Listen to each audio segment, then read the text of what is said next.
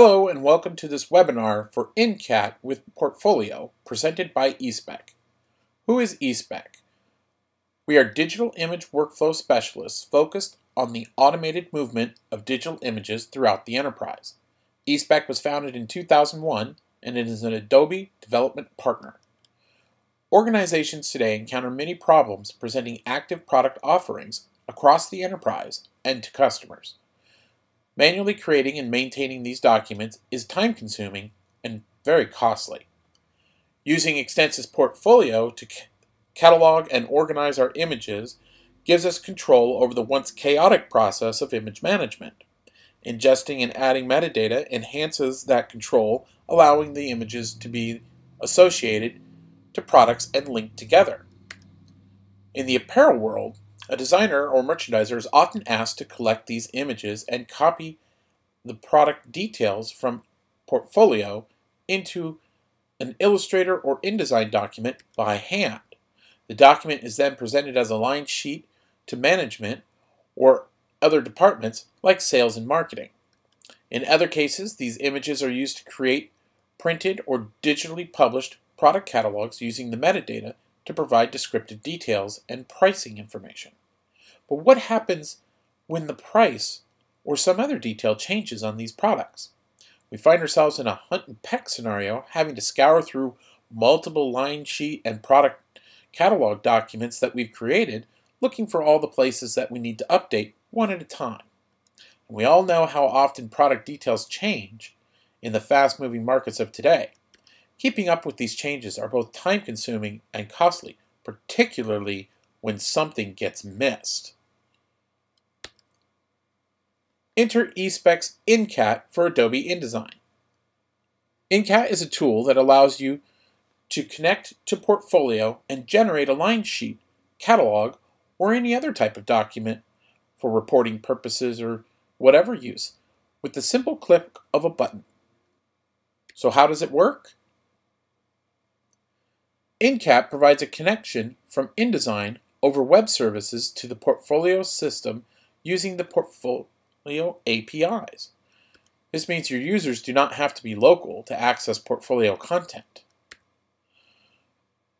Documents can be created by pulling the data and images from Portfolio and network storage locations using a template layout. We can create as many templates as we want with a simple data mapping interface. No programming required. And we can search Portfolio for the products we need by image or metadata listing. So let's take a look at InCat in action.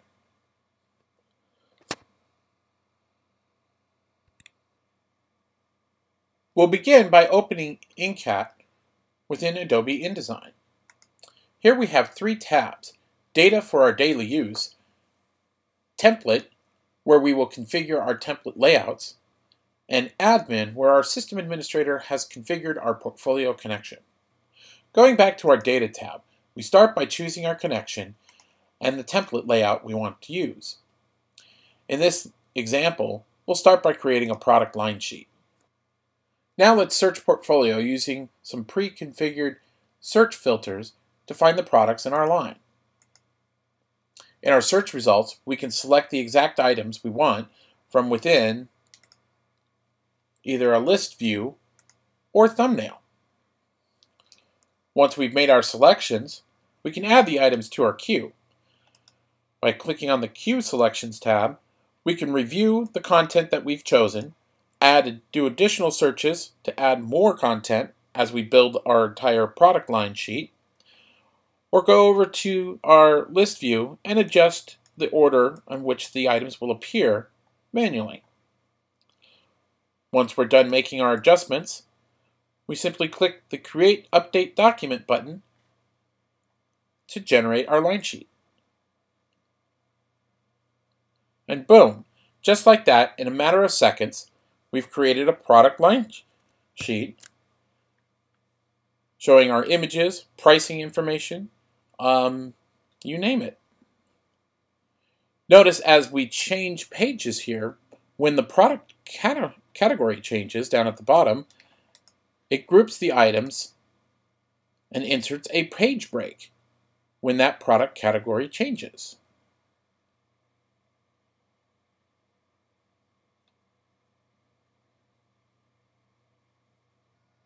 So going back to our top section here, we see we have an image that's just a little too big. Let me make some adjustments here, making this image a little more in sync with the rest of my line sheet.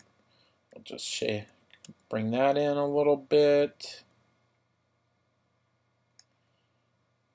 And let's size it down a little more here. And now it gives us a much more even flow in the image sizing and presentation. But what happens if the price on that shirt has changed since I've made this document? Let's go over to Portfolio. Here we go. We have our shirt. Our MSRP is 18. Hey, let's bump that up to 25. Then we go back over to InCat. Let's say we've saved this document and we come back a few days later. We open it back up. We go into InCat, and all we have to do is hit this refresh button down at the bottom here. And just like that, it'll reach out to our database and it will update and refresh our document. And just like that, it pulled in our new price. Now notice it didn't adjust my sizing or the size adjustment that I did to the image. So I can manipulate the layout without breaking the connection to the database and come back later, as late as I want, and refresh the content so I always have a most current document. If you look down in the bottom left-hand corner, we've added a field here with a timestamp. So we can always look at that field and know that's the last exact time that this document was refreshed from the database, so we know how current our information is. So just like that, I was able to create, update, refresh, and publish a line sheet in just a few minutes, replacing a process that would otherwise have taken me hours to do. And I no longer have to worry about publishing out-of-date content. Should we do another one? Sure, why not? It's just so quick and easy, isn't it? Let's go ahead and close this. I'm not going to save it. I'm going to go over here. Let's go this time. Let's make a catalog. So we're going to switch over to our shoes profile here. Let's clear our search results. And let's grab some men's. There we go. Let's do a search on some men's shoes. Select the items that we want, and we just click our Create Document, Template Sort Order, and poof, just like that, catalog in a matter of seconds, ready to go to print. Pretty cool, right? Now I know what you're thinking. How does all this work? Well, let's take a look at that Templates tab that's been calling us. I'm going to open up our template here for our label. And we'll go over to our Templates tab. Let's clear our search.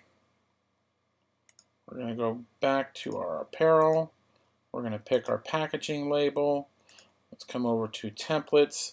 And here we have just a series of objects. And each of these objects is, as you can see, is mapped to a data field within our database. So I'm just going to go ahead and draw a new text box down here, and we're going to add our UPC code.